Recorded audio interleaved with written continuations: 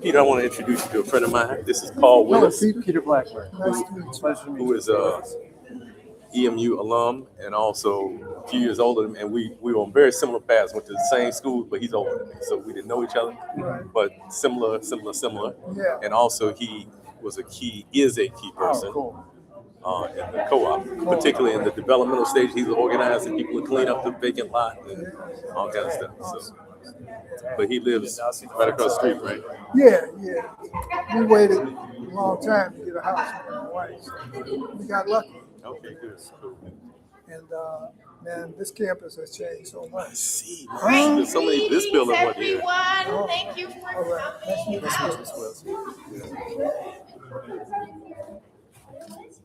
We're going to get started. Greetings. Thank you, everyone, for coming. My name is Dr. Tony Presley-Seno, and I get to be the interim department head of Africology and African American Studies here at Eastern Michigan University.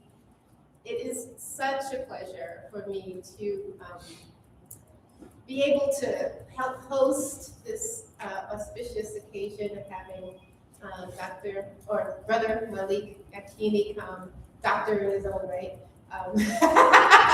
come back and speak here. So what I'm going to do is actually let one of his students, Shahid Shabazz, who is working on his doctorate in the College of Education and who is taking several classes in our department, to introduce Brother Malik, and then we will go from there. So again, thank you for coming out, and Brother Shabazz.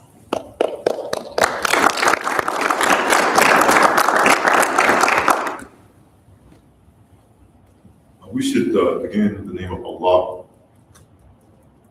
and I begin by bestowing peace and blessings upon His Prophet Muhammad. And I want to acknowledge our ancestors who have came before us, who have sacrificed so that we can all be here. And we every time I see him, we joking and we having a good time, but really it's a real serious affair for me right now, because you don't know how you affect a young man's life.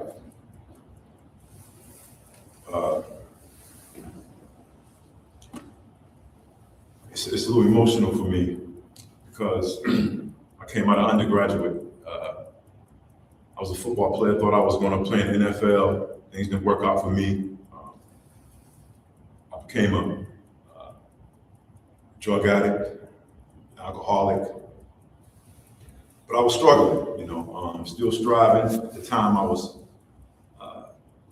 coming into the Nation of Islam. The Nation of Islam has a processing program, where you we call it kind of an initiation to that particular, what I consider a warrior society, the fruit of Islam. So I was struggling, trying to get off these drugs, trying to get up, and I was hiding it, something that I was pitting, I was trying to. But this man right here, man, he gave me a job. I came in there, I had my bow tie on, I tried to put some baby oil on my face to look like I was shining, and I tried to clean up, and he gave me a chance. And this was the beginning of my resurrection, coming out of what I call just an absolute dead state. He didn't, I'm not saying he didn't know that, but I'm sure, I don't know what he knew, but for some reason, he gave me a job. And I eventually became a fruit of Islam, and I just things changed for me at that point in time. And again, I can go into a lot of history about his life and whatnot, but that's what I want to share with you. I want to share with you the importance of institutions, and what a real institution can do for a young man, not just as a student, but as someone who went there to work. I mean, this place was incredible. I couldn't believe it. It was, I've never been the same since. And 30 years later, being a certified teacher in the Detroit public schools, it's been very difficult for me to recover from that. To recover from a situation where you had men and women who they really loved, and love is not just an emotion. Love has to be supported with knowledge. You have to know how to love. These people loved, black children, and they knew how to love them. And it was a standard and a criteria that was established. I mean, it was revolutionaries from everywhere in that place. I mean, it wasn't, you know, you walk down the hall, you smelling incense and frankincense, you're hearing drums playing, you hear a group of brothers here talking about revolutionary philosophy. And yeah, it was an amazing experience for me, and I haven't been the same since. I've been looking for that love ever since, and I'm actually ashamed that 30 years later, I haven't, you know, I mean, I don't know if I haven't affected young people like this man has affected my life, and I'm ashamed of that. 30 years later, I'm working in the white man's school. 30 years later, what have I done since that time? What have we done?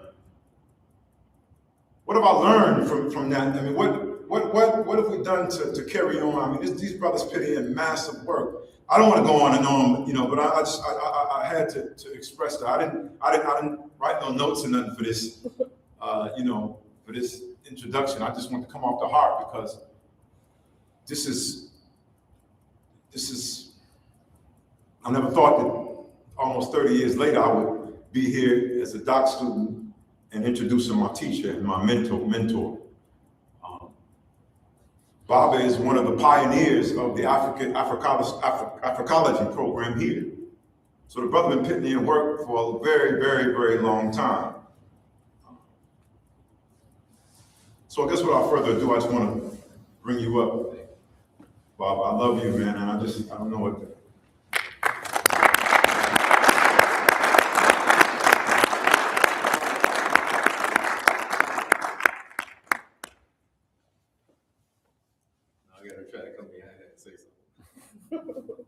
Thank you. I'll start by saying thank you. And it's an honor to know you and to work with you over the years. And, you know, I did see a few indications that something was up with you back in the day. So I want to start, as my brother started, by giving praise to the Creator. And I always do that, and I'm not trying to impose my spiritual view on anybody else. And I respect whatever path that you choose. But I always have to put that first because that's first and foremost in my life. And then also, as my brother did, I want to honor my ancestors, those that are in my own bloodline, who continue to inspire me. And in fact, I'll just tell a very, very short story that, as you know from the brother's testimony, I used to run an African-centered school. And when we started that school in 1989, we were thinking, oh, this is our own volition. We came up with this idea. And then I started researching and found out my great-great-grandfather in Brinkley, Arkansas, started a school, you know, right after the Civil War. So I find out it's like almost ancestral compulsion, right? So I continue to be inspired by my ancestors, the ones in my bloodline, but also the ones that African-American people share collectively. So Peter Blackburn, thank you so much for inviting me. I'm always honored when people invite me because I don't operate by anybody's script and you don't know what I'm gonna say, and sometimes I don't know what I'm gonna say. Because although I have some things on paper, I tend to kind of like move in the moment also. And so I'm gonna try to stick, for the sake of time, I'm gonna try to stick as much as possible to what is on the paper. So I'm honored because this is both the 50th anniversary of what was started as a Center for Black Studies and evolved to the Center for African American Studies, and is now the Center for Afroecology and African American Studies, I think. Did I get it right? Africology and African American Studies. Okay. So that's an accomplishment, and we'll talk about that as I get into the lecture, but clearly it didn't just fall out of the sky. It's the result of tremendous struggle. We have some of those warriors here today. I want to call out my brother Floyd Walton, who I haven't seen in 50 years, who was one of those people standing up for justice in 1969. And I'm not sure what role you think I played in the establishment of the Center for Afroecology. I don't think I played any, but thank you for proceeding it that way. But this brother certainly did, and many others who were involved in protests in 1969 and continued. He didn't just stop after that, right? He continued. By the time I got here, he was still involved in kind of tutoring, mentoring us. So we stand on those shoulders. We thank you, Brother Floyd and others who were in your area. We stand on your shoulders. We love and appreciate you. This is also the 100th anniversary of what started in 1926 as Negro History Week. And so I'm honored to be able to address you on the 100th anniversary. In fact, I think this is still the second week in February, and that is when it actually began, the second week in February, as Negro History Week in 1926.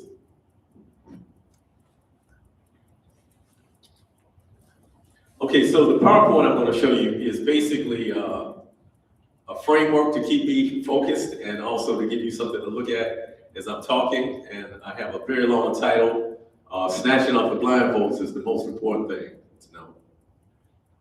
Because that's certainly what we've been doing or attempting to do for the last 50 years or so, trying to remove the barriers to seeing the world in a clear way that have been imposed on us by the systems of white supremacy and capitalism. And we see that it's so clear now today. You know, back in the day we used to say, oh, the government, they try to brainwash people, oh, you crazy. But now it's clear, they just lie straight out, bold in your face now. You know, it's like no pretense at all. So the subtitle, or the long subtitle, is Reflections on 50 Years of Working to Promote Knowledge of the Histories and Cultures of African People and Challenge White Supremacist Colonial Narratives. That'll be the longest sentence of my presentation.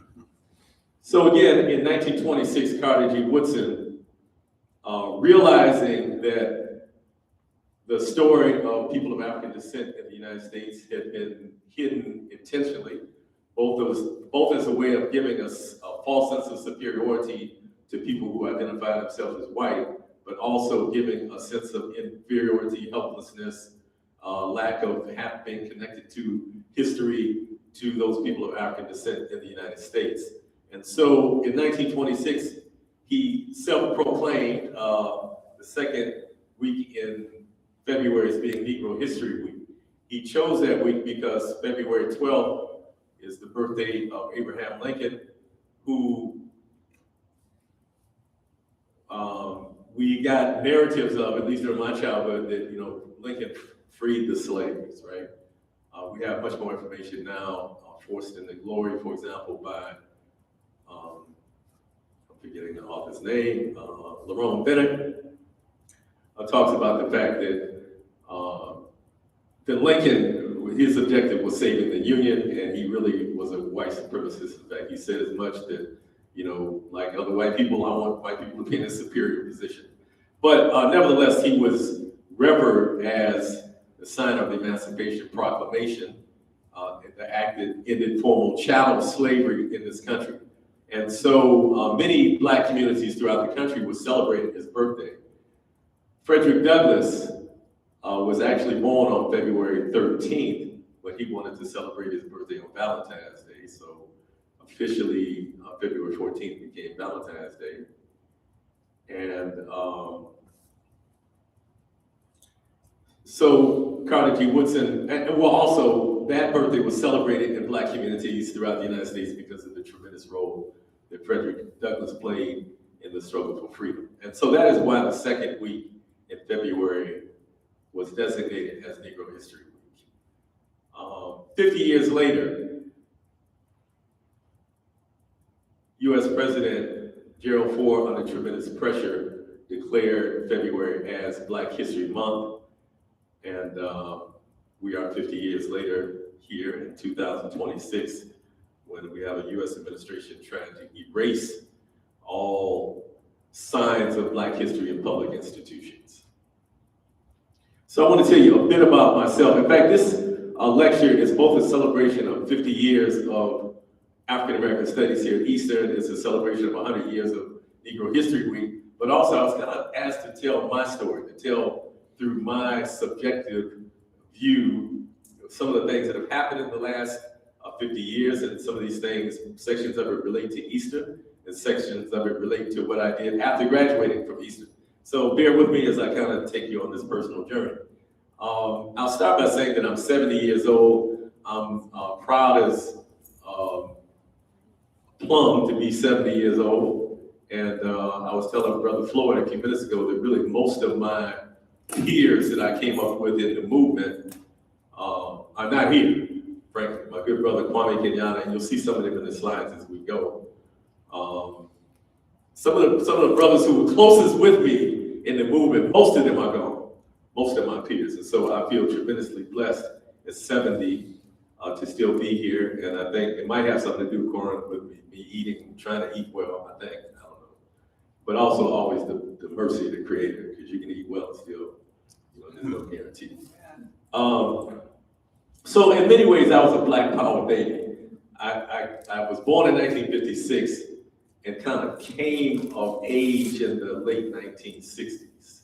So 1969, I was 13, and in a lot of traditions, 13 or so is when you're kind of moving from childhood into the first stages of adulthood. And often at that point, you're seeking to solidify your individual identity. How do I fit into this world? Who am I? Your handwriting starts to change. You start to kind of define yourself a little bit more. You might have some signature clothes you wear and stuff. You start trying to shape who you are and how people perceive you. And so at that critical time period, when I was trying to figure out what it meant in Detroit to go from being a Black boy to being a young Black man, I was very fortunate to go to a school called Post Junior High School. My brother Paul Willis in the back went to Post also. He's a couple years older than me, so we weren't in the same class, but he can testify. Then also, I don't know his brother Chuck Coleman in the back, but I've seen him so many times. I want to acknowledge him, and I talked earlier about warriors who were involved in 1969 and upon whose shoulders we stand. So, brother, although I never met you, I know about your legacy. I respect you. Thank you. So I had a couple of teachers at Post Junior High School, one of whom taught here at Eastern, and maybe still does, I don't know. I think he's retired now.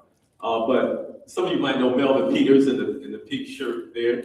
Melvin Peters was my 8th grade English teacher. Melvin is from, or Dr. Peters, not Melvin. Dr. Peters is from Huntington, West Virginia. And I had the opportunity 2 years ago to do about a 3-hour-long interview with him about his life that at some point would be made available. But he had a homeboy also from Huntington, West Virginia, a brother pictured next to him named Ronald McCombs. And as fate would have it, they both ended up in Detroit. They both ended up being teachers, and they both ended up being at the same school, Post Junior High School. Now, at that time, there was a lot of, and Paul, maybe you can add a few more details to this because you're a couple years older than me. But before I got to Post, it was mostly white, as many schools were in Detroit. And then as Black folks started moving in, there was significant strife. And that was certainly the case at Post. So what they did is they intentionally tried to find young Black men to come into the school. And there was a program, they didn't do it secretly. Essentially, they said who can relate to the students. What they were trying to do was find people who could control these rowdy Negroes who were rebelling. And they figured if some other Black men were there that perhaps they could relate to them. So in my case, I was very fortunate. That's how these two brothers got to the school before I got there. McCombs was my social studies teacher, my 8th grade social studies teacher. Often, because they were homeboys and because they were both very revolutionary-minded themselves, they would often combine their classes together. In fact, sometimes we're in the home ec room. There's a big home ec room. Y'all remember home ec, right? Patriarchy made all of it. You learn how to cook and wash dishes and stuff, and then all of the boys, we learned print shop and metal shop and all those manly things, right? So, in fact, really, I'm still damaged in a way because of that, because I don't know how to type. I type with these two fingers right here. These two. Because I never learned how to type, because patriarchy geared all the women to learn how to type and do those kind of functions, and the boys learn how to do, kind of manually. And so I never learned how to type. So patriarchy doesn't only underdevelop women, it underdevelops men as well. But these two teachers combined their classes in the home ec room one day, and they put on the entire LP recording remember LPs, right? They're coming back, I hear, right? They put on the entire LP recording of Malcolm X's message to the grassroots delivered at King Solomon Baptist Church in 1963. And I can tell you that was a turning point in my life, hearing that speech in several ways. One, I had heard of Malcolm, I heard of Nation of Islam, the barbershop brothers would come in selling newspapers, and I saw the bow ties. I kind of knew, but when I actually heard him speak, the kind of unapologetic pro-blackness that he had, that his profound analysis of history, his complete commitment to liberation, his ability to pivot when he realized, he got some new information, he had to grow, even at the risk of his life. He continued to grow. So that pattern of continuous growth also inspired me. And so hearing that Malcolm X record set me on the path that I've been on since 1969. After we kind of got fired up by hearing Malcolm, and that was the first step, and then we started reading books and doing all kind of other things. So this brother here, Henry Fagan, used to be a teacher at Post before I got there. By the time I got to Post, he had been appointed Assistant Dean of Student Affairs at the University of Detroit. And all the universities there, they were trying to get a few black folks in, and usually they had positions like community relations person or student affairs or whatever, right after, because they were protesting UND also. So he had access to the campus and rooms on the campus, and he was tight with the two teachers. All three of them were very close. And so for about 2 years after, we had what we call rap sessions every Wednesday on University of Detroit's campus, where we explored a number of issues, political issues, cultural issues, spiritual issues, as 13, 14-year-olds. And we were like, exploring very complex conflict. We were reading Marx at 14 and studying philosophy, at 14, listening to John Coltrane. They were exposing us to all kind of music too. So they were taking us out of the box that we had been in and expanding our minds so we could see the world in a different way. Some of my first activism, in fact, my very first activism, I couldn't spell very well, but I was concerned about the lunchroom. And it's interesting because this is 1969, and I've kind of come full circle because most of my work over the last 20 years has been food related. So my very first action was food related, and I continue to be in that space. But you can see we had some demands, and we were encouraged. In fact, we did. We had a boycott of the lunchroom. The administration met with us, met our demands. I was like, oh, okay, that's how this works. You put some pressure and you get some progress. And so we did several other things. I'm not going to go into all the things we did at Post.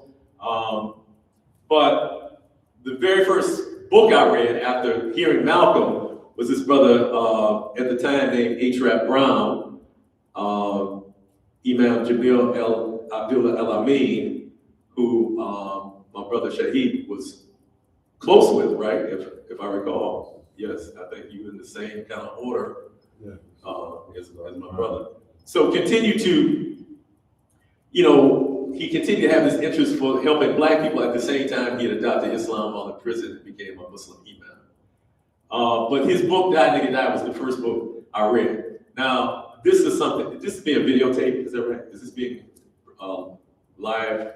Live stream. Okay, I just want to be conscious of that so that I moderate what I say. But I am going to say this because I think the statute of limitations is over. There was a bookstore on 6 Mile near Livernois, and sometimes our teachers, McCombs and Peters, would take us on a walk. It's about a mile away. So we'd walk from the school to this bookstore so we could get these revolutionary books, and we'd walk back to the school. So it was a Marxist bookstore, and I'll say at that time, my political analysis wasn't very highly developed. And so my analysis at that point is they white, and they got books, so I'm taking some. And so we started something called the People's Library with books that we call ourselves having liberated from the Marxist bookstore. And we actually, I kept these books in a bookshelf in my bedroom. We checked them out to our classmates. And, we were trying to kind of spread this information that we were getting. The second action that I led, and I saw as I was looking at the exhibit in the library that there was on May 20th, 1970, there was an action here on campus as well. Some students were killed at Jackson State University. And so we encourage students to wear armbands, black armbands, to remain silent in halls. And we encourage discussion in all classrooms. Also, I was the president of my graduating class from Post in the 9th grade, and where most graduating classes leave a gift to the school. We did leave a gift to the school. We left a set of Black history encyclopedias, but we also made a financial donation to the Free Angela Davis campaign. Y'all remember Angela Davis? The old people don't want to do. Okay, so Eastern Michigan University. I barely graduated from high school in 1974. For real? No, for real. Barely. Had I actually attended class more, I probably would have graduated from Cass, the first school I went to, instead of going to Mumford, my neighborhood high school where I graduated from. And had I been a bit more focused, but also I had counseling on how to maintain my revolutionary values and still function within the school system and get what I needed to get out of it, I probably could have done well also. But after barely graduating with a 1.9 grade point average, I met a counselor from Eastern Michigan University, came to Mumford High School my senior year. And my girlfriend at the time was going to Eastern. She graduated a year before me because she left Cass and went to McKenzie and graduated earlier than me. So she was here. So frankly, my prime motivation for coming to Eastern was not academic. So she knew this counselor. He came to my school, spoke to me. He looked at my transcript and he kind of moaned. And then, but he looked, I had very high standardized test scores, right? So he said, well, this dude must be smart, but he got very low grades. So he said, what I'm gonna do is I'm gonna count your gym grades into your grade point average. And so it raised it up to 2.0 and made me eligible to enroll at Eastern Michigan University. And so I started here in April. I know this sounds funny, but it's the absolute truth. I started in April of 1974. So when I got here, we inherited, when I say we, I became the chairman of the Black Student Association. We inherited a legacy. And, you know, we've talked about that a little bit more. We have a little bit earlier, we have two of those folks here in the room. And so they had done a lot of work, a lot of protests, a lot of negotiating, a lot of meeting. And then we were kind of like the next generation that came and stewarded this work. And so while I was here, I met Floyd Walton. In fact, I was reminding him that soon after I became chairman of the Black Student Association, he and his wife at the time came to our meeting and he was silk screening. And he showed us, not only showed us, but he walked us through. He silk screened t-shirts and bags that said Black Student Association, unity is the key. And he continued to work with us and continued to be in relationship with us. Steve Spencer was still here probably for the first year that I was here. And he also stewarded or kind of passed on the stewardship to us. Robert Smith, as I recall, was working on campus, I think. Wasn't he working after he graduated? He had left already. He taught down at North Carolina, the college in North Carolina. Okay. But right about that time, he was probably at Purdue working on his master's. Okay, for some reason, I thought he was still here when I was here. And maybe it's just because I've seen it so many times after graduation, because he used to work with the African American Museum in Detroit.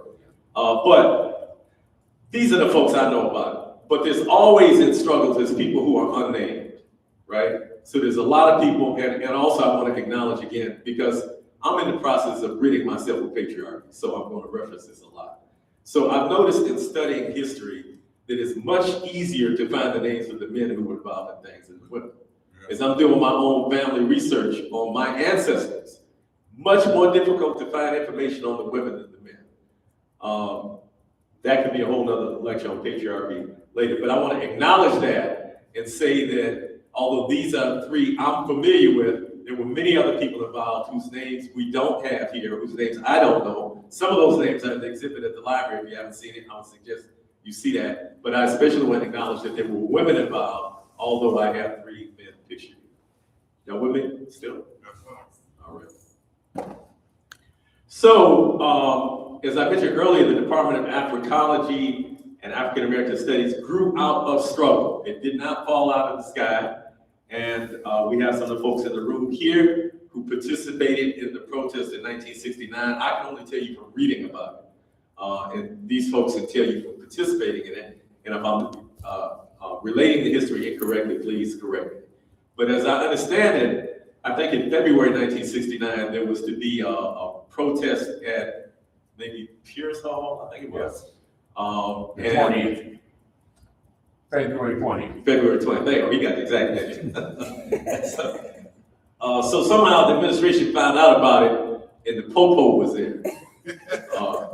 And so I think some people, 14 people got arrested coming out of the building, as I heard. But then also the protests kind of shifted, and they went to the president's house. And so it wasn't just one protest. There were days of resistance.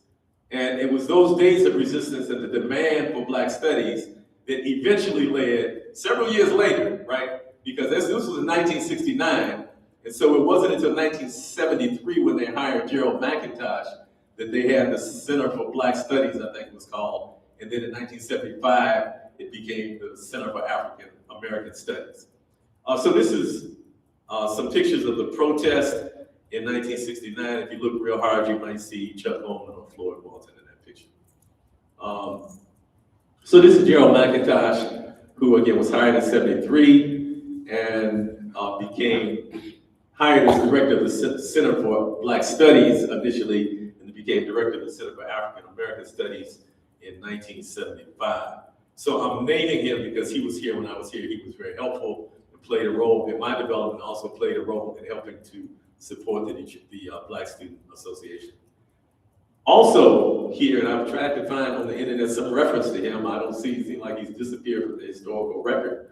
But Anthony Ingram became the next director, as best I can tell, of the center. That's correct, Peter? Okay, of the Center for African American Studies.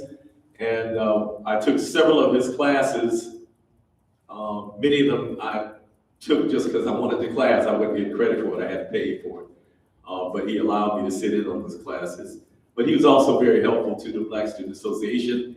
And he was a black belt in Taekwondo. And he taught on Wednesday nights at the Trotter House in Ann Arbor, taught Taekwondo. And many of us who were his students went to the martial arts classes. I'm not sure if he's still with us or not. I've been trying to find information on him. It's been 20 years or so since I've heard anything about him. So again, I came in April of 74. In September 74, I met a brother named Kwame Kenyatta. And Kwame went on to become a Detroit City Council member. He, prior to that, he was on the Detroit Board of Education. After he stepped down as a city council member in Detroit, he became a member of Mayor Chokwe Lumumba's administration in Jackson, Mississippi. I met Kwame Kenyatta on the Hill. In fact, they still have the Hill. They still have the dorms up there. Yeah. In fact, we lived in Hill. No, we lived in Pittman. We were in Pittman on the Hill, and he was in the same dorm. I was in the dorm. We had a diner commons, and so we go to the diner, and I would see this guy every day. I'm like, who is this dude with this Fidel Castro hat on? You know, the kind of hat Fidel used to wear. A blue jean jacket. He had about 5 buttons on it. Free Huey, free Angela, free, remember Malcolm? Every button you can imagine. I'm like, who is this dude? And so one day, I went to introduce myself, and he told me who he was, and he was a member of an organization in Detroit called the Pan-African Congress USA. We became very close, and one day, he came to me. He had heard that this film was going to be shown on campus, Birth of a Nation, which is a notoriously racist film. How many have seen this film before? Okay, most folks have. If you haven't seen it, don't bother to. But it portrays Black people after Reconstruction as basically subhuman, eating watermelon in the state legislature with the shoes off, feet up on the, all kind of ridiculous tropes. And of course, the white woman being attacked by the black man trope is a significant part of that film. But in the film world, it's considered to be a groundbreaking movie, right? So people who are into cinematography, you know, this is an important film in the genre. And so there were people who gathered late in 1974 to come to the library in Eastern Michigan to view this classic film. And Kwame Kenyatta and I walked in the room shortly after the film started. I went to the back of the room, pulled the plug on the projector, and held the film in my custody.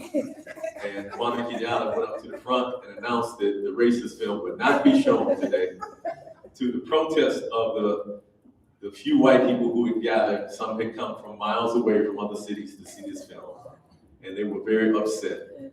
And they were trying to take the projector from me, and I wouldn't allow them to have it. And we ended up, of course, they were trying to put us out of school.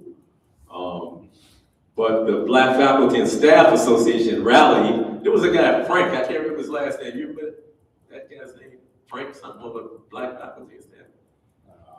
Can't recall. Okay. Anyway, the Davenport Roselle. yeah, she ran the office of money. So a lot of the black faculty got together and they said, no, you can't put these brothers out. They had an emergency meeting, they formed a hedge around us, and somehow we did not get expelled from school. So that was our first action. We inherited the free breakfast program from the Black Student Association prior to us, and there was something I was reminded today as I saw the exhibit, the Black Student Service Corps, I think it was called. And Black Campus Service. Black Campus Service Corps, thank you. And in fact, my brother's picture's on the front of the brochure for that. And you know, a lot of the details are a little foggy at this point, but when I assumed leadership of the Black Student Association, Steve Spencer kind of said, well, you know, you all are the new energetic young people, y'all do it, y'all take it on. So we did. And for about 2 years, we ran the free breakfast program at Perry Elementary School on the south side of Ypsilanti. And we had some, you know, small, what you might call African history and political education that we would expose the children to prior to eating breakfast. Funding was cut for that, but we didn't want to cut our relationship with the mostly Black south side Ypsilanti community. And so we formed something called the Umoja Club.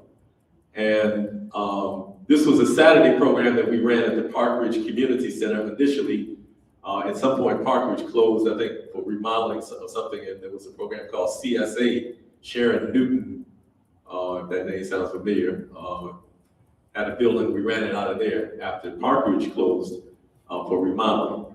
But we would take the children from the south side of Ypsilanti who were in the program on field trips. This was a particular field trip to Jack Miner's Bird Sanctuary in Ontario, where Canadian geese come every year as they're making their migration. But we took several other field trips to the Museum of Natural History in Ann Arbor and several other places, as well as giving a steady dose of African and African American history and culture. In 1976, we formed, when I say we, myself and several of my friends formed the Michigan Black Student Association. That's my friend Kwame Kenyatta at the top with the Fidel Castro hat on that I mentioned earlier at one of the meetings of the Michigan Black Student Association. He, by this time, had left Eastern and was attending Wayne County Community College. Another of my homeboys who was in my class at Post, Keith Dye, also known as Osei and Pele, was attending University of Detroit. We had another friend who was, and all of us were in the Pan-African Congress, by the way. Kwame Kenyatta was the head of the Youth League. He recruited us all into that. Another member of the Pan-African Congress was head of the Black Student Association. It had another name, but essentially Black Student Association at Michigan State University. We had comrades at Jackson, Michigan. In fact, this meeting was in Jackson.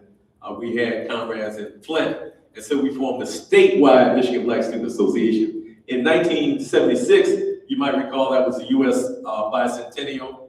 And there was a lot of hoopla around that, as I'm sure there will be a lot of hoopla this year since this is the 250th anniversary. So we sponsored an anti-bicentennial conference here in Eastern Michigan. We had Sonia Sanchez, renowned poet and activist Sonia Sanchez, and renowned historian Dr. Yosef Ben-Yakini as the keynote speakers at that conference. But we were interested always in not just theory. There's a lot of people who talk a lot of revolutionary theory, they give good speeches, but in the end, nothing changes. And so we're interested in how do we connect with the community in a real way? How do we take these ideas about how to change the world and actually put them into action? So as part of the conference, we again worked with our comrades on the south side of Ypsilanti. So during the day, we had the talking, you know, I got up and talked and said whatever, blah, blah, blah, revolution, black, black, black, all that stuff. And then Dr. Ben got up and talked, and Sonia said, Chance got up. But then that later, we went over to Park Ridge Community Center and we gave away 100 bags of groceries and we gave away 100 pairs of shoes. And so this is Brother Lucata, who lived on the south side and we worked with a lot. This brother here is named Leonard Mongo, and he is now a pretty famous attorney in Detroit. He was, I think at the time, attending University of Michigan Law School, but living on Eastern's campus. And he's a former member of the Black Panther Party. I'll mention him again later because I recently, like my brother Floyd, came back in contact with him for the first time in 50 years this past year. So Corinne runs the Ypsilanti Food Co-op, by the way. If y'all don't know, so please support that institution. It's been around for at least 50 years, right? Right. And she was very helpful as we were developing the Detroit People's Food Co-op. Stand up and let them see your shirt. Oh, please. She was very helpful as we were developing the Detroit People's Food Co-op. And so I want to encourage you to support the Ypsilanti Food Co-op. So we've been dedicated to this idea of cooperative economics for a long time. For many of us, it doesn't make sense that we all approach acquiring our needs and wants individually. Why should I go to the store? I buy a pack of 12 toilet paper rolls. You know, Peter goes, he buys a pack of 12. You know, Corin buys a, and you know, we're paying whatever, $9, $10 for this pack. What if everybody in this room said, let's buy a truckload of toilet paper, right? We could get the discount on it. And we said, instead of paying people to unload it, we're gonna do it ourselves and cut the cost, right? So that's kind of the idea of a buying club. So we were dedicated to this idea. And by the way, let me say this, that I have been an opponent. In fact, I've been I'll keep it nice. I'll just say I've been an opponent of capitalism since I was 13. So for those of y'all who love capitalism, you probably won't like a lot of what I say, but that's okay. But you know, it's not enough just to say, because a lot of times, you know, in the past, you know, there were a lot of sloganeering in the movement, you know, down with imperialism, down with fascism, down with this, down with every damn thing, right? But then when people say, well, what do you want? You'd be like, we hadn't really thought about that, right? So we think it's really important that we're not just against things, but that we have a new vision of what society could be, and we put microcosmic models together of what that vision might look like, because most people don't see things with their third eye, so to speak. They, not to get mystical, but they see things, the physical that's in front of them, right? So these lofty ideas about what could happen, a lot of people don't relate to that. But once you actually build that institution, once they walk into the Ypsilanti Co-op, they say, oh, now I get it, right? So that's kind of what we've been trying to do. And so part of that was the BSA had a buying club that we operated in the mid-70s, and we would drive down to Eastern Market in Detroit on Saturdays. You know, part of the advantage that they have a student organization, an approved student organization, is you get resources from the university. So there were cars, the same cars that we use for the breakfast program. On Saturday, we would use that car to drive down to Eastern Market, fill it up with produce, come back up, unload it at the BSA office and divide it into boxes, and we had people who paid $4 a week for a box. So we've been in this thing for a minute. We also were concerned about communications, and so We had a radio show and a TV show. So this is Ron Woods, who you mentioned earlier. This was Dimensions in Black on closed circuit TV. That was just on the campus system. We hadn't found a way to get it outside that campus yet.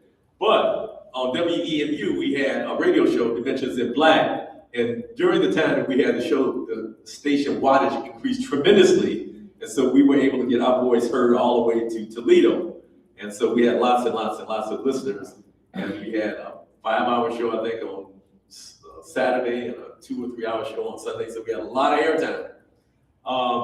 This brother here is named K. Mwafrika. He is now a member of the Shrine of the Black Madonna, or more correctly, the Pan-African Orthodox Christian Church. He lives in Atlanta, but he was an Eastern Mission graduate, and he first had this radio show, Dimensions in Black. He influenced me. I actually changed my major to speech. There was no broadcasting major here, but there was a major speech with a concentration in broadcasting. Because of his influence on me, I changed my major and went into broadcasting. When he graduated, I ended up taking over the show. One of my mentors was a brother who just passed named David Rambo. If you've heard his name, throw your hands up. A few people. Okay, David Rambo was one of my teachers for many years. He ran an organization called Project BAIT, Black Awareness in Television. And one of the things that they did is they challenged the licenses of broadcasting stations if they didn't meet certain requirements in terms of Black inclusion. And so he was my mentor. And he also had a philosophy that the airways belong to the people, and this is public broadcasting. And so we need to be training people in these facilities besides just the students. And so we took that to heart. This brother in the second picture is Ronald Cofield, who lived on the south side of Ypsilanti. I don't know if he still is here or not. I think he is still here because we're Facebook friends.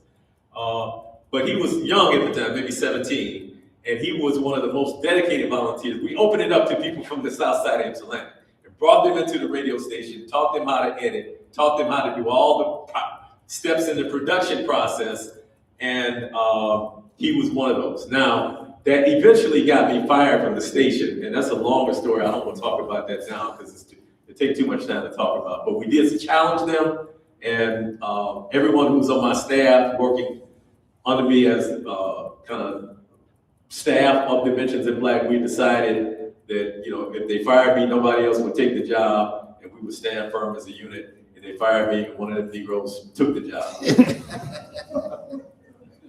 One of the sellouts took the job. We also had a newspaper called the Black Star. You remember this, seeing this, Floyd? Mm-hmm. Which came out about every other month or so. And I think this one was about 6 pages. We had all kinds of stuff we were doing. In fact, I ain't giving you this, but I'm telling you to look at it. So I've got several issues somewhere in my attic that I'm trying to find because there's no online record of it at all. But we thought it was important, you know, that we had a regular publication to kind of politicize people and make them aware of what's going on. Also, we consistently challenge Eurocentricity on campus. This was an article I wrote, I don't know what year, 77 maybe. But basically, challenging the Eurocentric domination of the curriculum. We did that in many different types of classes. We did music classes. I had a music appreciation class, and, you know, they teach you, you know, point, counterpoint, harmony, you know, all these concepts. And they teach it through teaching Bach and Beethoven and things like that. And so I had to do a project in the class, and they were expecting that we would do a project using Bach, Beethoven, or something like that. I came and did one on John Coltrane, and it created a big controversy. Once again, almost got put out, but didn't. And but every opportunity we got, we were challenging the Eurocentric domination of the curriculum, and I would encourage you to continue to do so. Also, during the time I was in Eastern, the United States was heavily involved in supporting apartheid in South Africa, and that support extended all the way to the dining hall of Eastern Michigan University. On one of my many occasions wandering through buildings on campus, I wandered through the kitchen area and found a box and took a picture of it. And this is what it said: pineapple tidbits, product of the Republic of South Africa, that they were serving on campus. And so we created a stir about that, and any other offense to justice and liberty and truth, we would try to call it out. And challenge people. In fact, we challenged the president, and I might have done it just in the article I just showed you, to show up and debate us, but they never did that. We were pretty serious, and not to say that those who came before us or came after us weren't serious, but we were developing. We had general members, we had cadres. We were trying to build revolutionaries, and so we had a cadre manual. I want that back, Peter. Don't keep that cadre. We had a cadre manual kind of laying out what the requirements were for cadre members of the Black Student Association, and reading requirements and all these things. So we want people to be disciplined and be serious about this work. And we had several committees that people who joined function in: communications, finance, what we call Chakula, which means food in Kiswahili. The Chakula division ran the breakfast program and the food buying club. And then the organizing committee would do organizing on campus of students and also off-campus organizing. So I graduated in 1978.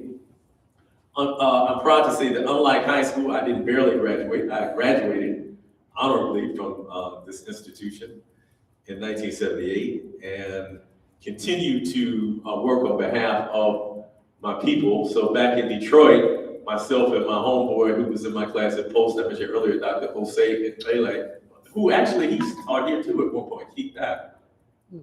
Yes, he taught, I think at one point he taught at Eastern, I'm not sure what years. But we created this institution. We produced t-shirts we were selling. We were producing audio tapes back in the cassette tapes back in there, speeches of various people. We go to conferences, record the speeches, make the tape, and sell that to try to get this information out. We were selling books by Third World Press and a variety of magazines, conscious magazines. And we were getting these magazines put in various stores around the city of Detroit. And we found that if we put 6 magazines in the store at the beginning of the month on consignment, when we came back at the end of the month, there were usually 6 magazines left, or maybe 5, right? And we're saying, we got these serious Black publications. People need to be reading this stuff and develop an analysis about the world. And we realized that just having access to them wasn't really doing anything. Just because they were sitting there, people didn't feel some acclimation to that. And so we created an annual campaign that continues to this day called September is Black Reading Month. And the idea was to promote in the general public the idea that reading books, magazines, newspapers, journals written, published, distributed by Black people is important as a way of knowing our own story and creating our own narrative.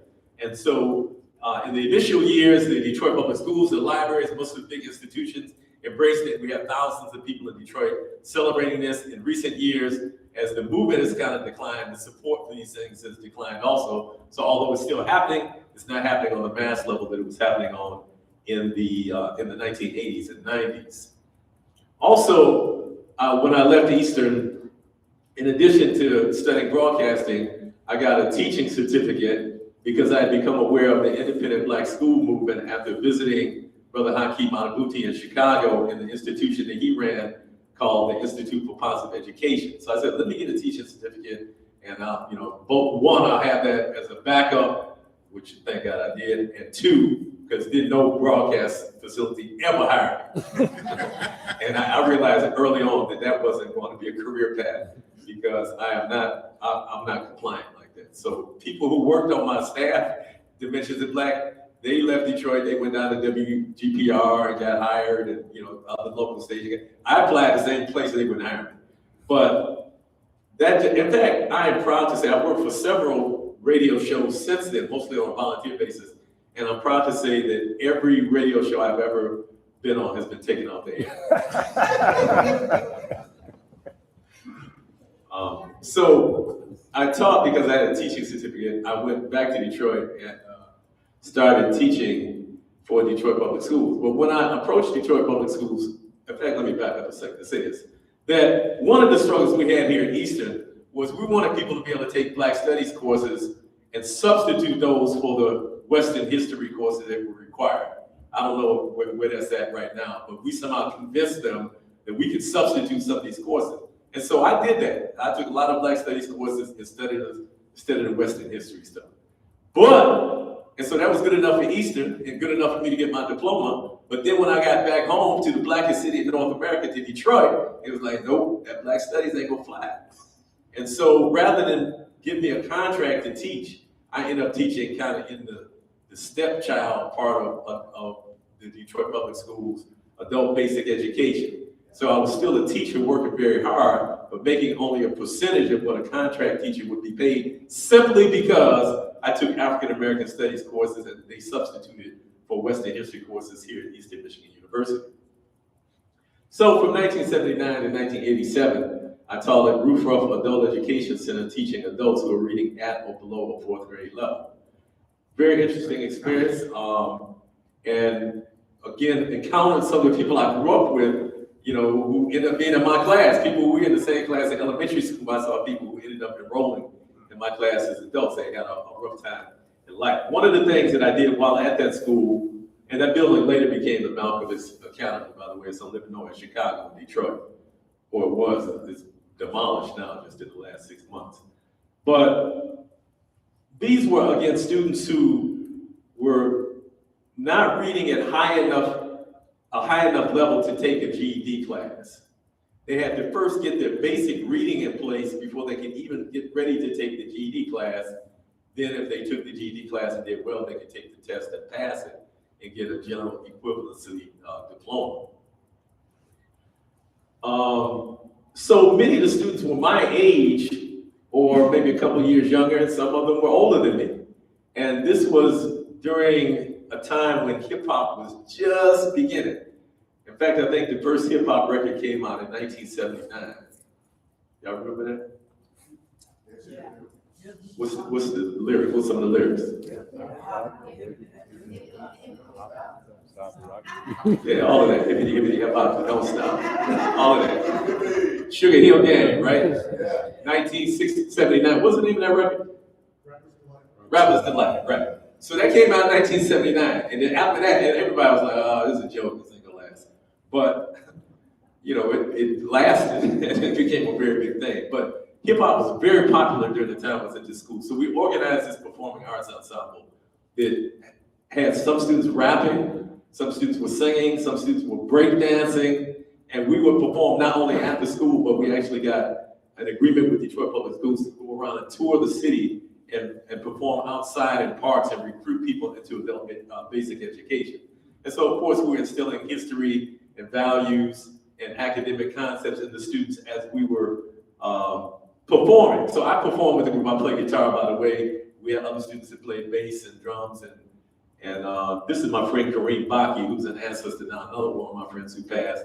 This is a concert we had at Wayne County Community College. He's a vocalist. He came in as a guest vocalist. He was talking to the students. They all had on their matching t-shirts that said, "Making It Together." One of the hits of Making It Together was a song I wrote called Grammar Rock. So I was trying to figure out, how do I teach these parts of speech to students who are not interested in this?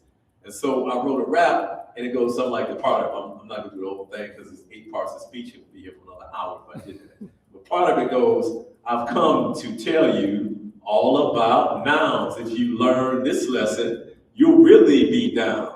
A noun names a person, a place, of a thing, like a book on a table or a diamond ring." Now, if you want to master grammar, then have no doubt there are 4 types of nouns you must learn about: proper, common, collective, and abstract. If you learn these nouns, you'll be on the right track. Yo! So we were I didn't do the rapping, the students did the rapping, by the way. But we were able to reach students, right, that the average teacher was not able to reach, I can assure you. And so the gangster and thug types at the school, they all kind of gravitated towards me. We was all, and the administration, they was kind of like, because they didn't know how to, you know. But only problems I ever had at school was administrators. I never had problems with students. I've had problems with teachers. I mean, parents too, but parents trying to fight me, all that kind of thing. Also, while teaching in Detroit Public Schools, my 2 biological children, at the time I had 1 daughter who was born in 1979, was attending Detroit's first African Center school called Aisha Shule. And because I didn't have much money, I would work in exchange for my daughter's tuition. And so this picture is maybe 86 or so of my class at Aisha Shule. And the sister on the far, the corner here is Rukia Lumumba, who is the daughter of Chokwe Lumumba, who ended up being mayor of Jackson, Mississippi. And she herself is currently the head of the People's Advocacy Institute and has done remarkable things both in New York City and in Jackson, Mississippi. Next to her is Malika Pryor, who is currently the Chief Learning Engagement Officer at the International African American Museum. So we've had some success stories. From 1989 to 2010, I ran an African-centered school called sort of an institute. And we kind of, I won't go into the details, I'll just say I was put out of Aisha Shule. That I had some principal criticism, and it resulted in me getting booted out. So several other parents left because they thought the way I had to deal with it was unprincipled. And so I started homeschooling my own by this time I had 2 children. I started homeschooling my own 2 children. And some other parents said, well, can you homeschool mine too? And so we ended up having to move to the public library. I had about 12 children. I would take there every day. And then somebody said, why don't we start a school? And so we had a meeting, and I said, are you sure y'all, this is what y'all want to do? You know, this is a long-term venture. You sure about this? They were like, yeah, let's do it. So on November 29th, 1989, after about a month of planning, we opened in sort of an institute.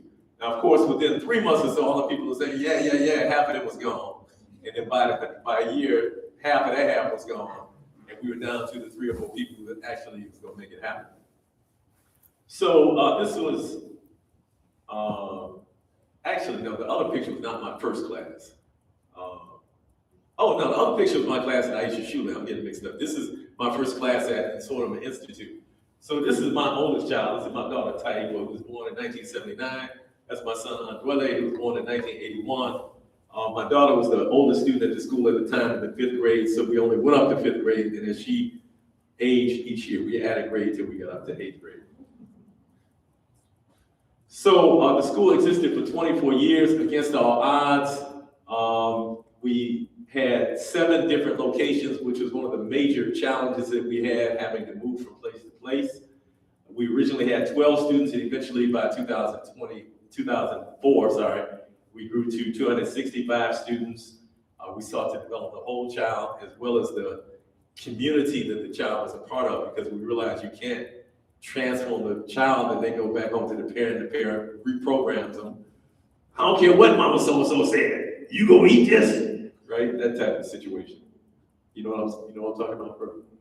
You know. So, or whatever, it might be food, it might be something else. I don't care what they say up in that African school. You in my house, you doing this. So we realized we had to help parents transform too, right? And so we created a community education program on Saturdays and after school where we offer a variety of classes, some academic classes, some skills-based classes, computer, knitting, all kind of things, to engage our whole community in learning. This is a picture, for many years we were in the Highland Park YMCA, and I want to point this picture out because I want you to take note of that brother in the white shirt. Just keep him in mind. And then also I want you to notice the woman in the yellow standing next to me, whose name is Mama Malika Wangara. She is now an ancestor, but she's the mother of that boy in the white. But Malika Wangara was a poet and a writer, and she was married to a brother named Kofi Wangara, who did some seminal research on the African presence in America prior to Columbus. This research was done prior to Ivan Van Sertima's book, They Came Before Columbus. And in fact, Malika Wangara, who edited her husband Kofi's works, says that Van Sertima plagiarized part of the work. They had submitted the manuscript to Random House, the publisher.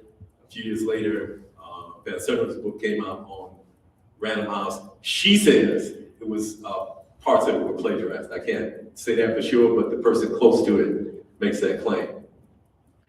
This is another brother, my brother Raz Abugini, who was a jeweler and a percussionist, who is also an ancestor now. He passed last year. That's standing outside of the building in Highland Park.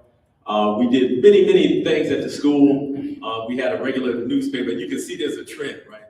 always, communication, education, there's certain things that whether, it's at Eastern or in the community, we're doing the same thing. So we had a newspaper that was distributed to parents, students, and the larger community called the Sort of a Vision. That's a brochure for the community education program I just talked about. We had annual fairs where students could demonstrate to the public what they learned.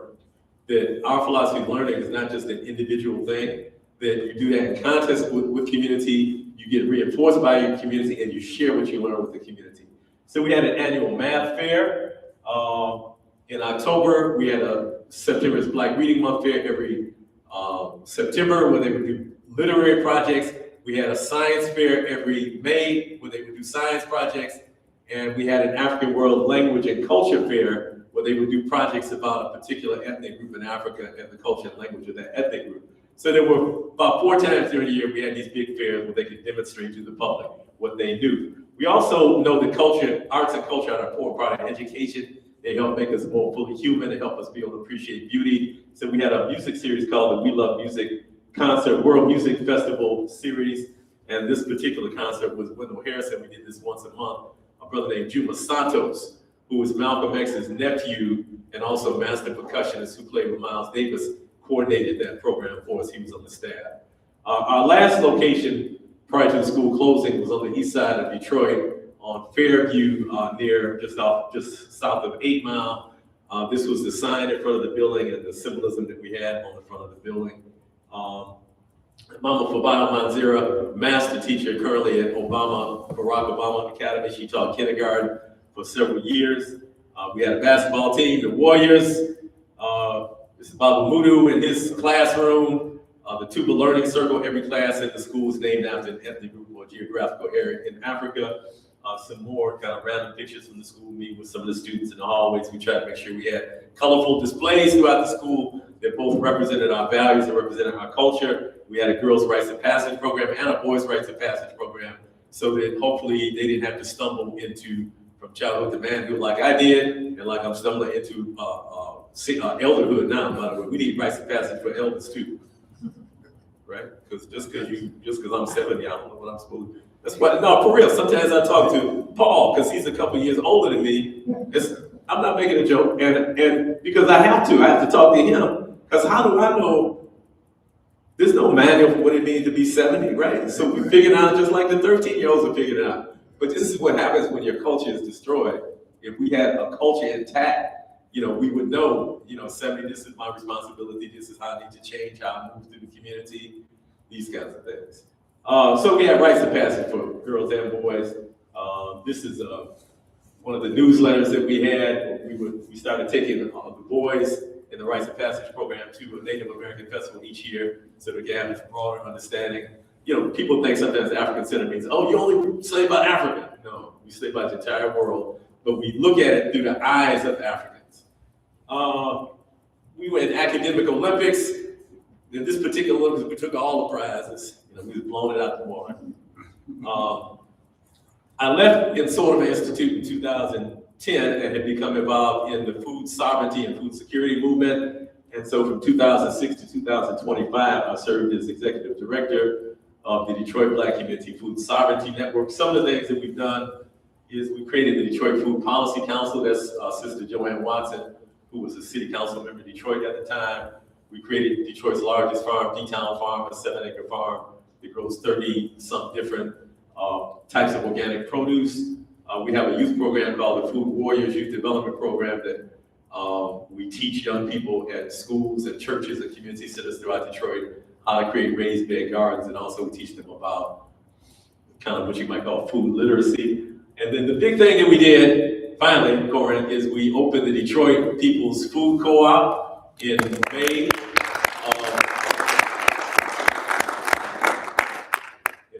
of 2024, and we currently have about 4,500 people who are member owners of that store. And again, all of this stuff is linked. All of what I'm talking about now is all linked all the way back to 1969. It's linked to the training. I consider Easton for me to be my boot camp. I got my training in community organizing on the south side of Atlantic, going door to door, knocking on people's door, talking to people, right? And so all of that prepared me, and it's a continuum. And so this is the latest thing that we've done, but it ain't over. 2023, this is a picture of me addressing, I was invited by Tiffany Tilley, who was a former parent at a sort of an institute and also on the State Board of Education at the time. I'm not sure if she's still on it. But she invited me to address them for Black History Month in February of 2023, after I got through doing my presentation about the importance of studying Black history, African American history and culture. One of the board members, Tom McMillan, said to me, "Are you suggesting that 7- and 8-year-old white children be taught that their parents are oppressors?" And so I said to him, I said, "I think you've been reading some misinterpretations of critical race theory, and that it's important that we look at both the glorious parts and the not so glorious parts of history. It's also important that we teach things in an age-appropriate way." But in the back of my head, what I was saying was, no, of course not. We should wait till they're 10 or 12 years old.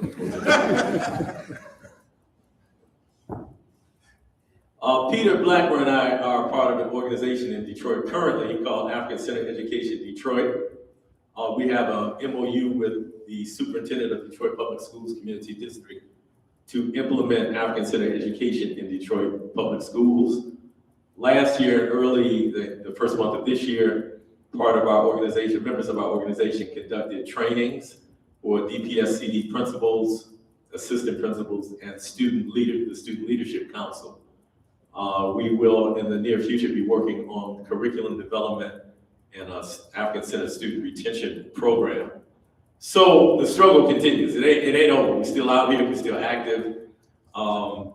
So remember the person I said I wanted you to remember, Stephen Mason? Y'all remember that? Yes? You have to talk to him. In the white shirt. It always interests me when I speak at universities, because people at universities they're so polite in every program. I just, in Detroit, people be like, whoop, whoop, whoop. It's a different vibe, so I have to adjust to the low key energy of academia. So I actually also remember Leonard Mongo, who I told you he was giving out bags of groceries at Parkridge Community Center in 1976, and I said he's now an attorney. Okay, the reason I want you to remember those things is because this is the same Stephen Mason who's in that white shirt right there. May 16th of last year, he was murdered by Michigan State Police after he was pulled over for a traffic stop on the Lodge Freeway near Wyoming. All the gory details are available if you want to go into it. There's video footage. The officer was wearing a camera. I don't want to discuss details of it now, but I'll just say that no person being stopped for a traffic stop should end up dead. And so while we have done tremendous work to raise the profile of African American history, African American culture, and African American studies, the reality is we still live in a capitalist, white supremacist society that is still killing people. And now, they're not just killing Black folks. Black people have been saying for years, oh, the government, they doing this, and a lot of people say, oh, y'all tripping, you imagining that. Well, it's pretty much in your face now. If people don't think the government will kill you without cause and lie about it, then you're in a big illusion. So African American studies has to be not just an intellectual tradition, right? It was started because of struggle, right? These brothers here who were in the room with us, they sacrificed. I don't know what all the sacrifices they went through during those protests. I don't know if they got put out of school. I don't know if they got arrested. I don't know if their friends didn't like them. But they went through something. I know that, right? And a lot of other people went through something. And so we can create these institutions. This is not for just intellectual entertainment. This is not just to say, I've read more books about Africa than you. This is to concretely change our condition. And so African studies is an intellectual tradition, but it's also a weapon against oppression. And I want to encourage us to, in the words of Frantz Fanon, to discover our historical mission in this time period and to fulfill it, not betray it. Thank you. Yeah.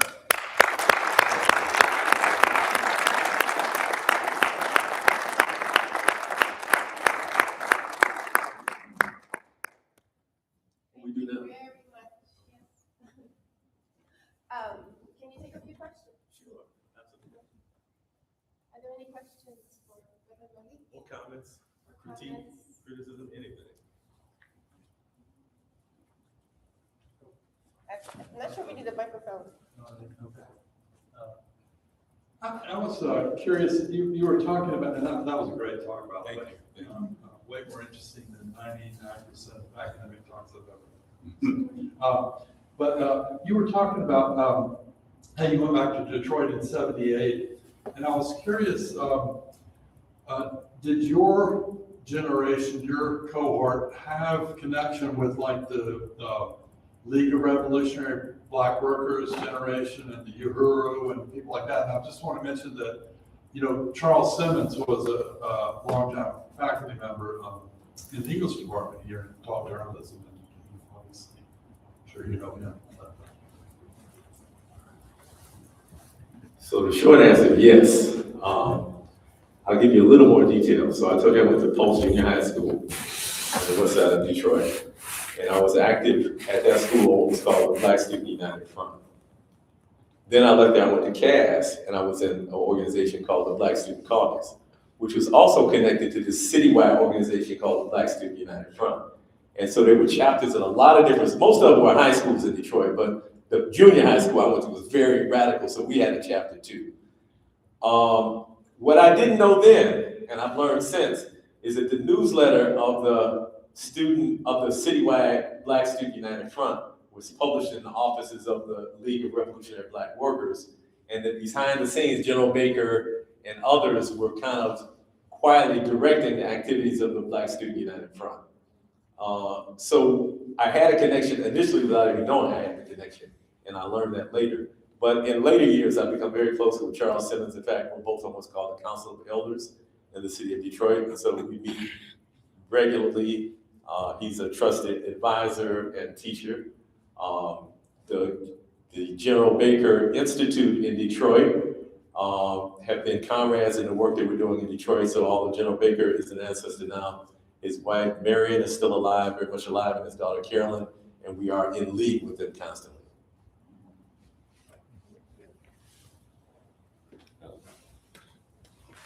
I want to add a few things that, you bring out a point through what you told us about the follow-up of the importance of that kind of follow-up.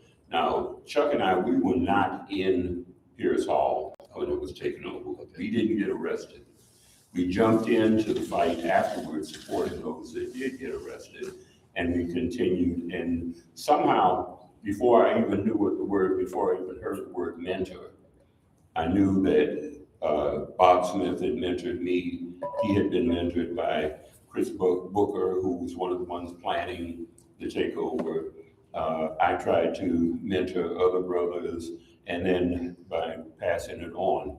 And I wish more current students were here right now, because this is a missed opportunity to know what took place in the past.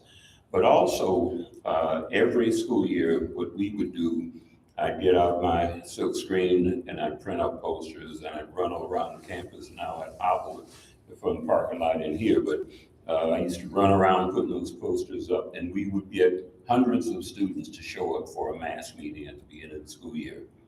And you have to show that presence, otherwise you lose your power. Is that one of the posters I saw on display in the library? Probably, yeah. There was a red, black, and green poster for a black mass student meeting. That would have been put up by somebody later on, but yeah, Okay. we did that every year. And you also mentioned that the Black faculty and staff surrounded you to protect you. Yeah. And they were doing that because they realized that our existence as a Black student association protected them also. We were the ones fighting to have more African-American professors and staff. And because of that, they knew that they were less likely to be passed over for promotions and possibly fired because somebody didn't like the haircut. So it's necessary to keep up the work, keep the pressure, keep the presence up. Dr. Smith, who's, I guess he's retired already, He made a comment that Eastern Michigan University is the most diverse university in the state of Michigan. When I hear that, I stick my chest out and try and hurt myself, patting myself and others on the back. And also the fact that this is the only university, I'm sure, I bet money on it, this is the only university in the state of Michigan, maybe one of the only major ones other than historically Black colleges, where we have 3 buildings named after African Americans.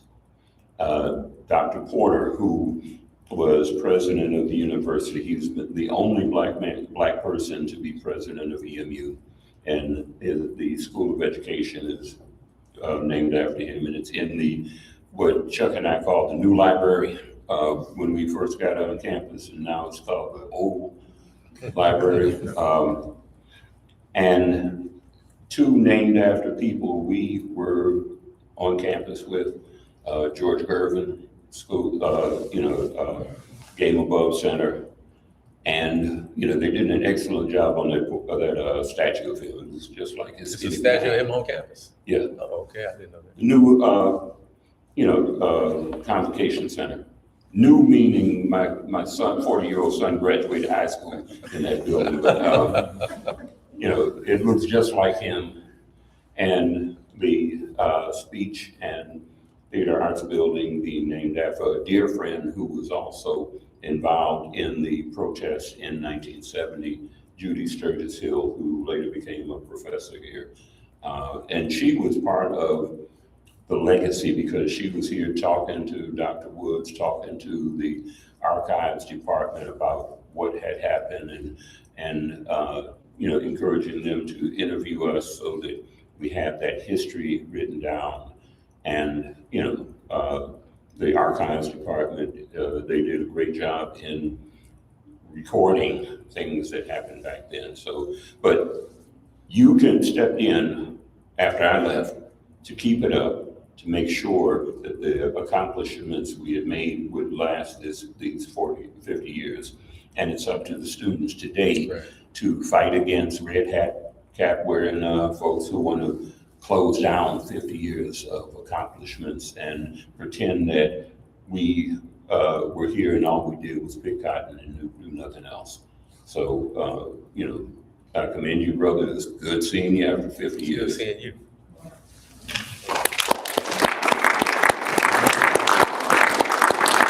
When I looked at the display in the library, also I saw Jocelyn Harris was part of this. So I know her in recent time, maybe the last 20 years, from being involved in the food movement, because she had a food truck called What's Up South. But I had no idea she went to Eastern. Yeah. Right? So just all kind of connections. I don't know how much time we get. Oh, okay, cool. Let's go. Thank you, Bob. I just want a small comment and ask a couple of questions. First of all, I just want to say, this is still very emotional for me. I was at Informa, and listen, like Baba said, it was something beyond the walls of an institution. I mean, it was a community. I mean, when I left the school, I was still very much involved with my colleagues there. I mean, we were all together. It's like we lived together. Me and Baba Muru, Jason, the parents. I mean, it was a total all-out community. I mean, I was just blown away. And even after some of us may have left the school and went on to other things, we were still very much involved in the Informa Institute. So again, it was actually a community, and we all were learning. I met Haji Kalindi, my teacher, which was one of the founders, co-founders of the Informa Institute. He was Haji Kalindi was a master martial artist who brought African martial arts. Was a pioneer in that particular movement in America. But what I want to ask you, Bob, is that one of the things that really blew me away there was you were able to have a situation where there were brothers and sisters from various different movements. I mean, you had the Muslims there. You didn't have the Muslims, you had the Orthodox Muslims, Nation of Islam. You had brothers there from the 5% Nation of Islam.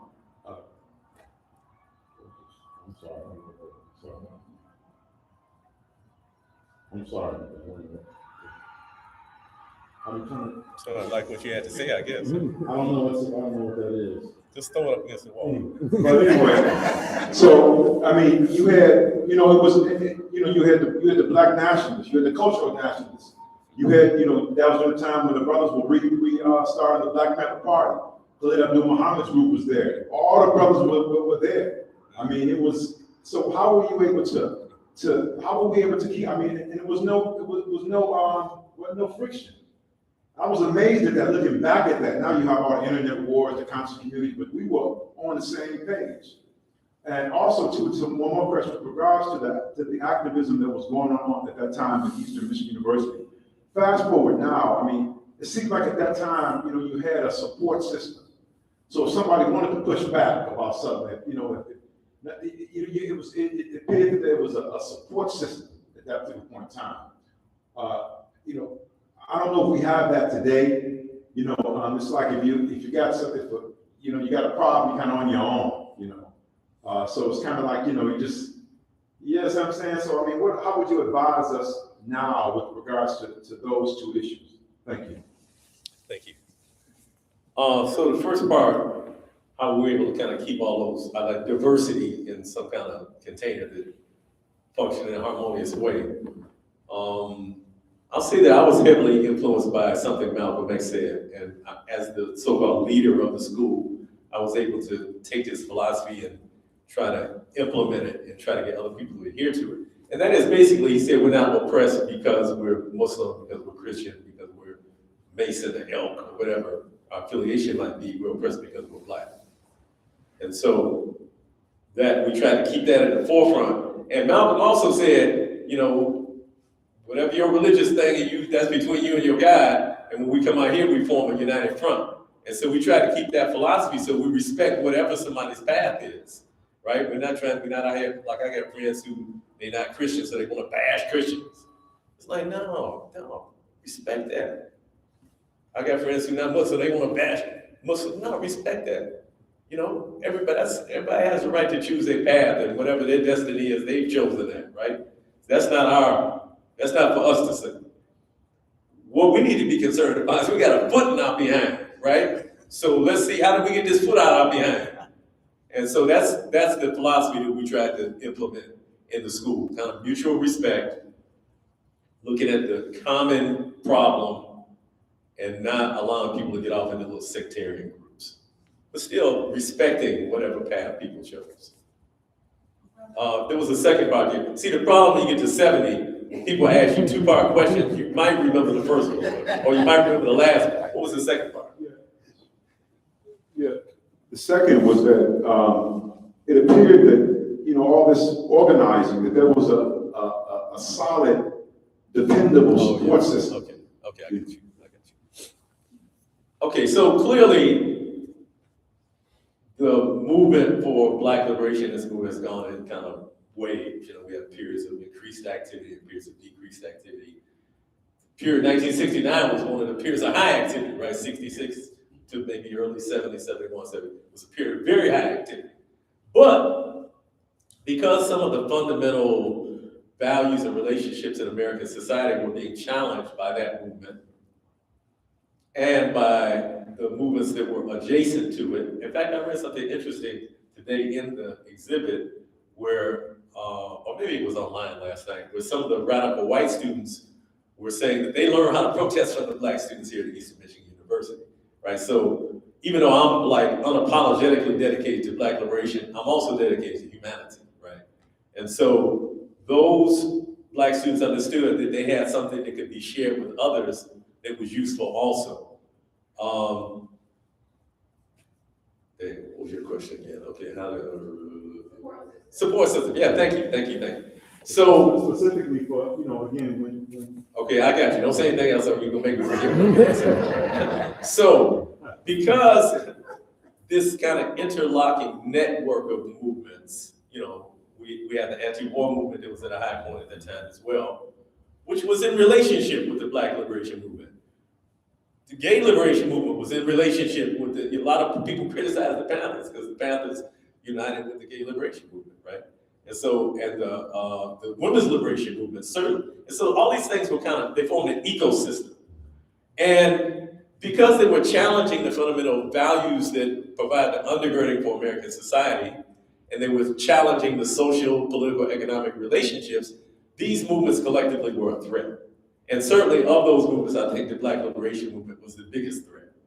So the government, as is well known and as you've studied extensively, implemented a program called COINTELPRO, counterintelligence program, where they intentionally weakened organizations, demonized members, leaders of organizations, imprisoned people, killed people, defunded organizations, and our movement declined as a result of that.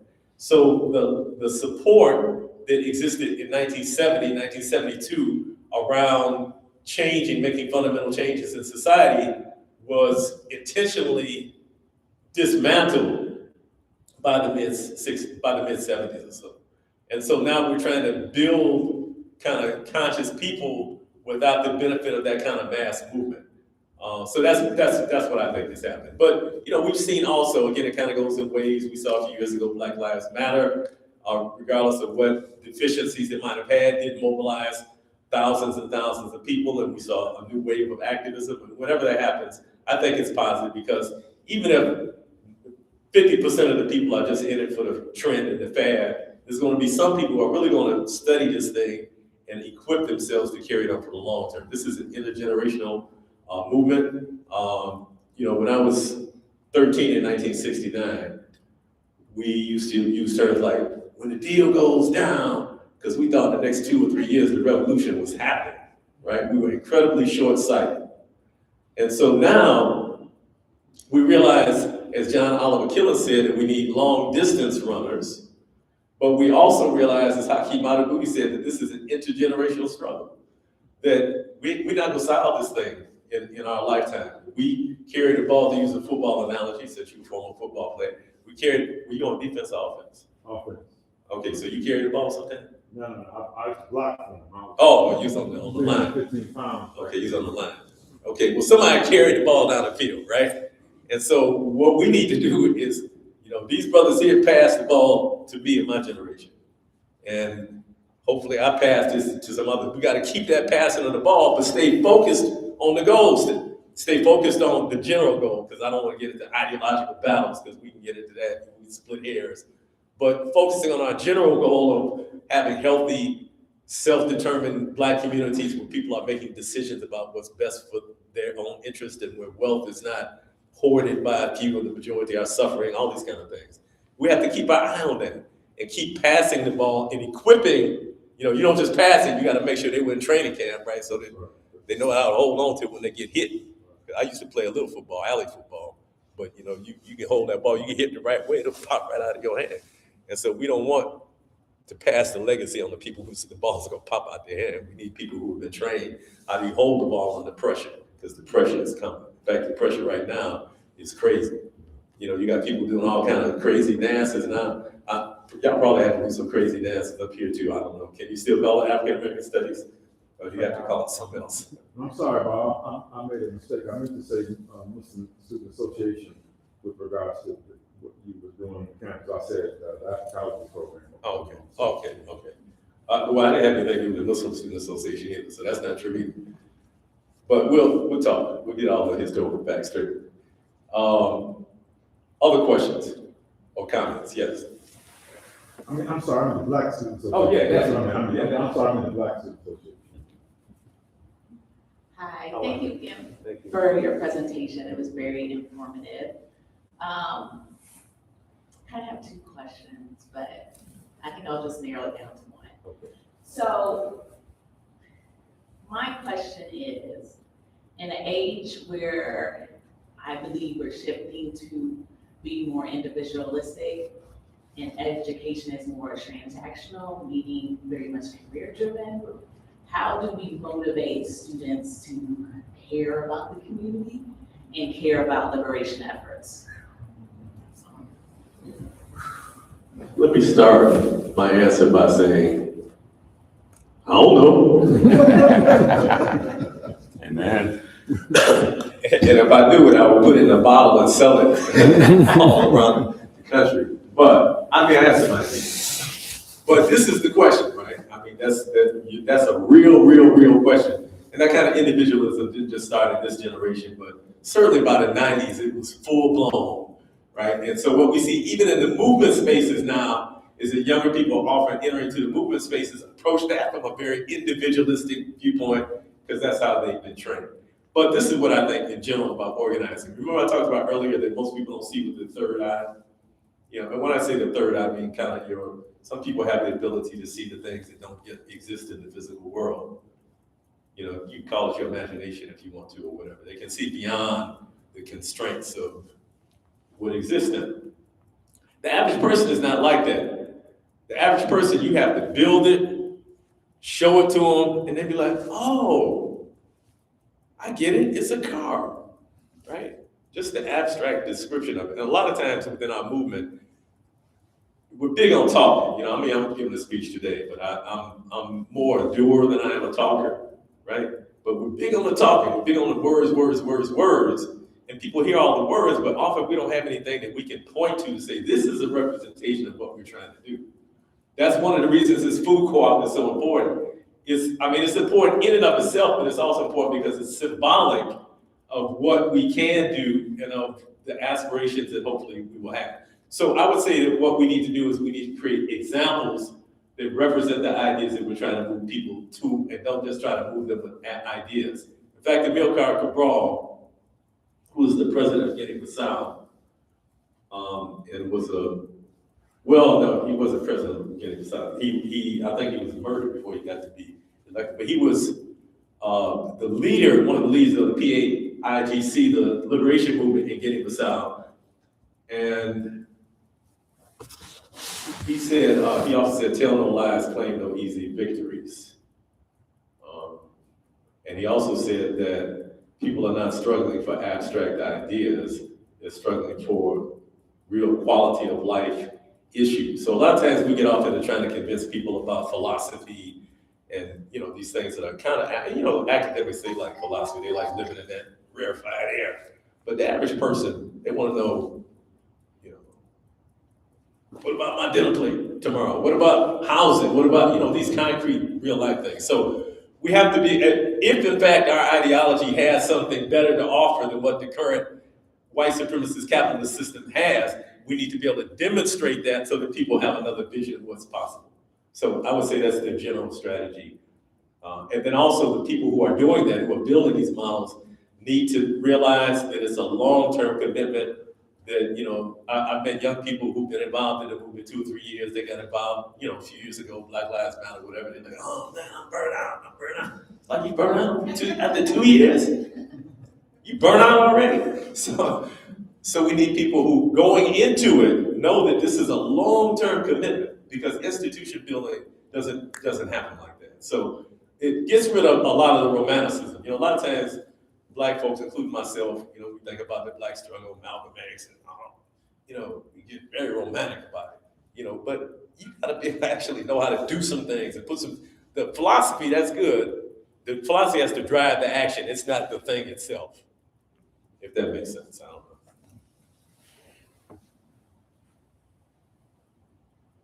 This is more building off of what you two originally were talking about, but at least within my own generation, there is a common desensitization to everything through different media platforms and whatnot. We, and a lot of people in my generation, are introduced to these really big ideas of social justice and fighting for true equality. And, you know, a lot of this is thrown in our face, and there's almost a distinction between reality and media that I feel a lot of my generation never gets to steep in. Like, to be able to go out and experience these things, you know, go out door to door, have a community that would make you care. You know, you put a lot of emphasis on opening a third eye, a vision that, you know, new people can introduce, like, so that they can comprehend now to get it. But I'm just like, I feel like, is there a sort of desensitization that we need to overcome maybe as a new generation, or certain new steps we may need to take? I'm not gonna give the same answer I gave for the last answer. The last answer y'all remember was, I don't know. That's not gonna be the answer to this one. But the answer is gonna be kind of like, you ever played badminton before? Tennis? I played football, wrestling, and track. Have you ever like thrown a football at somebody and they threw it back at you? Because that's what's getting ready to happen right now.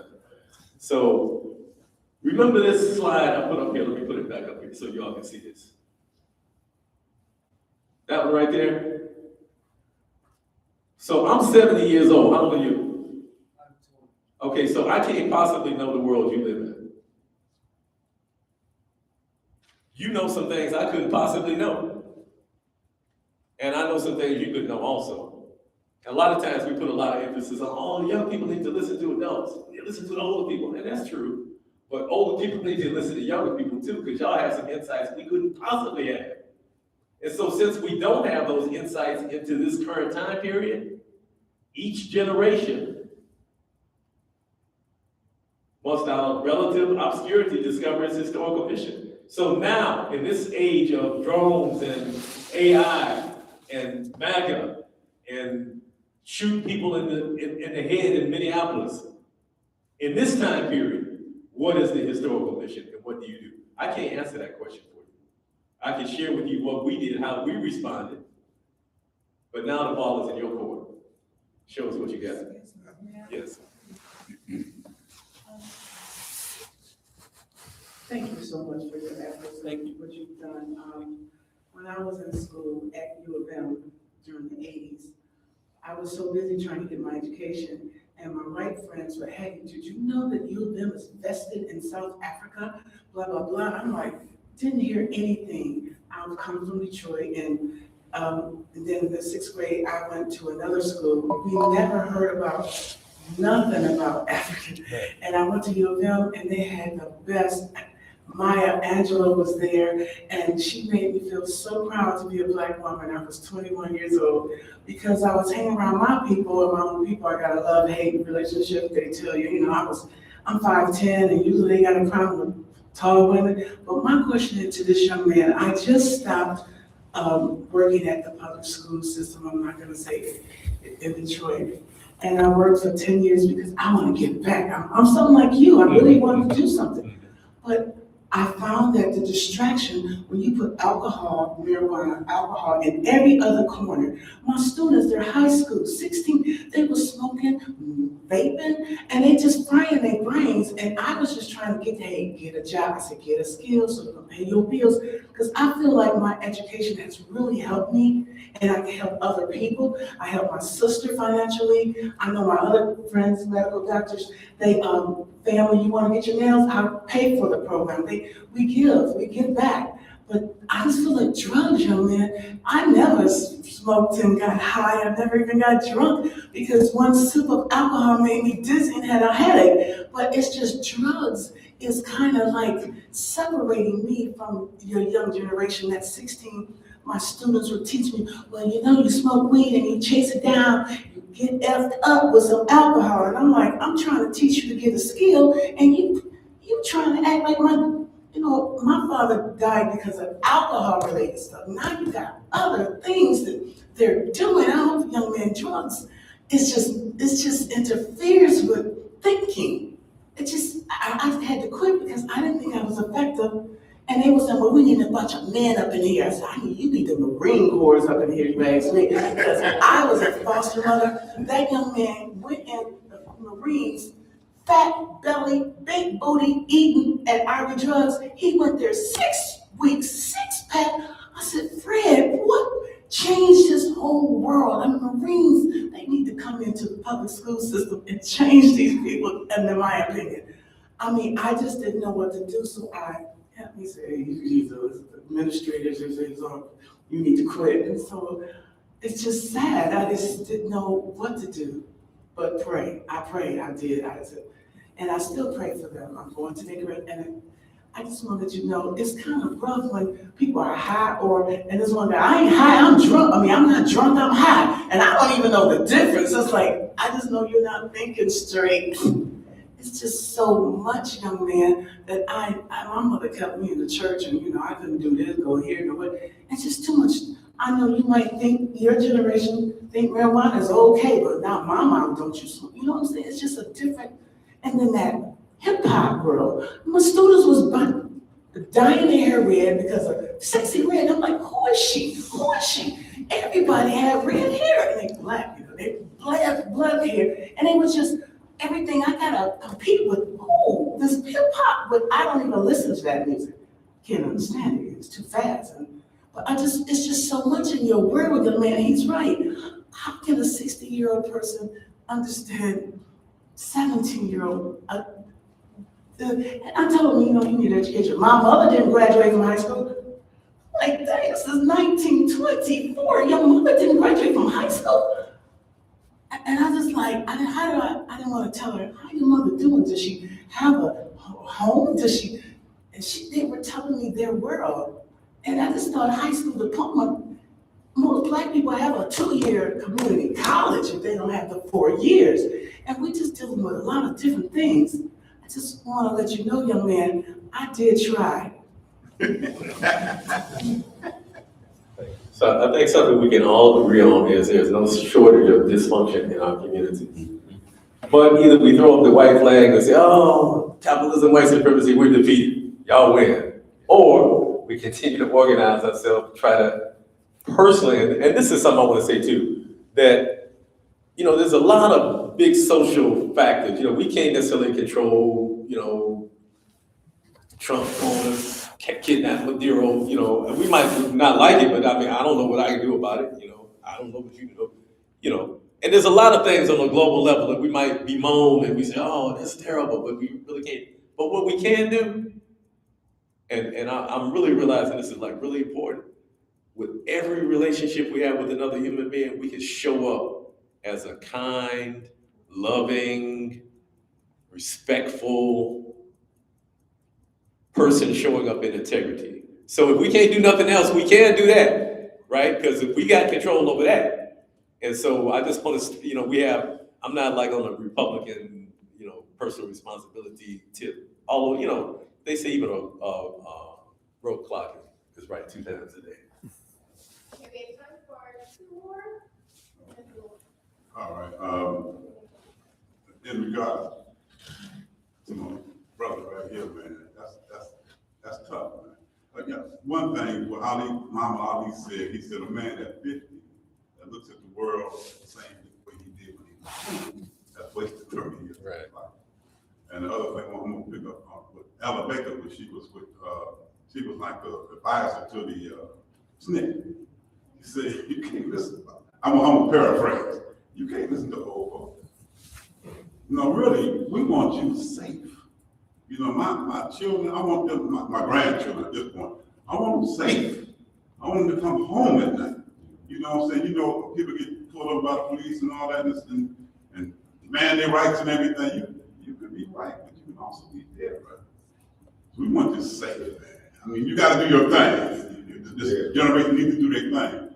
But us old timers, we want you home at night, man. That's all I got to say.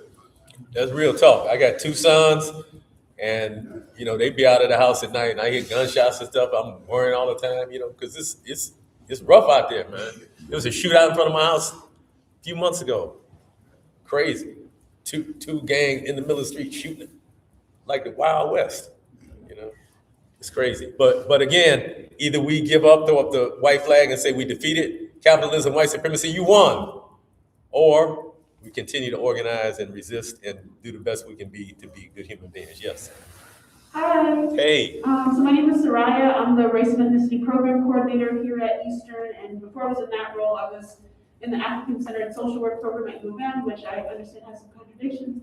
But we would explore, or I would try to explore things like community engagement, organizing, and Black culture and how trauma might impact all those areas of, working with your community and how that might lead to things like engaging with substance use. And so to the point of this current conversation, from your perspective, what role does African-centered education and African cultural development play in maybe fortifying or supporting students as they're navigating engaging in liberatory work?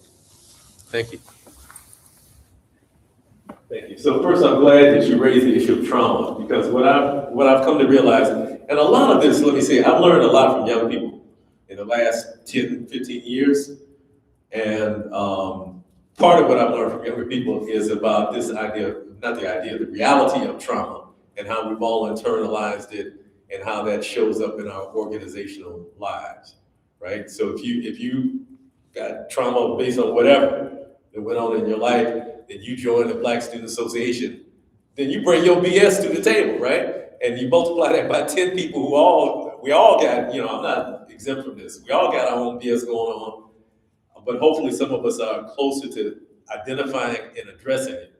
But if you got 10 people with BS dysfunction and they all get together and try to start an organization, and this is what I'm seeing a lot lately in the community. We have a lot of infighting that's going on. And so realizing that we've been impacted by trauma is very important. I'm glad you raised that. And then also each of us individually having some practices that help to restore our wholeness is important. But also wholeness is not just an individual thing. We need community practices that help to restore wholeness also. So all of these things, it's difficult, long-term work, but again, and some of it's not glorious.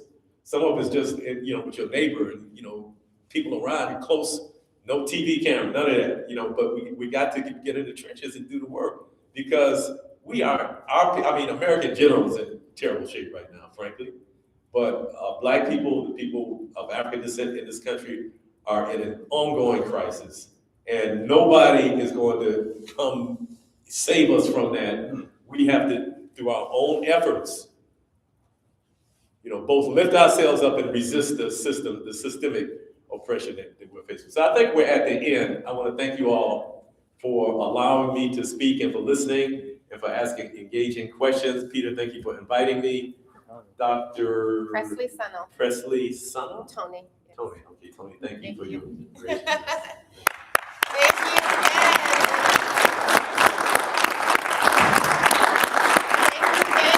you again. An amazing evening. So I guess we can end there. I'm sure there'll be some opportunities for photos with Brother Malik before we go. And thank you everyone for coming out. Have a good evening. I'm sorry. I do want to thank the Dean's Office for their support for this event.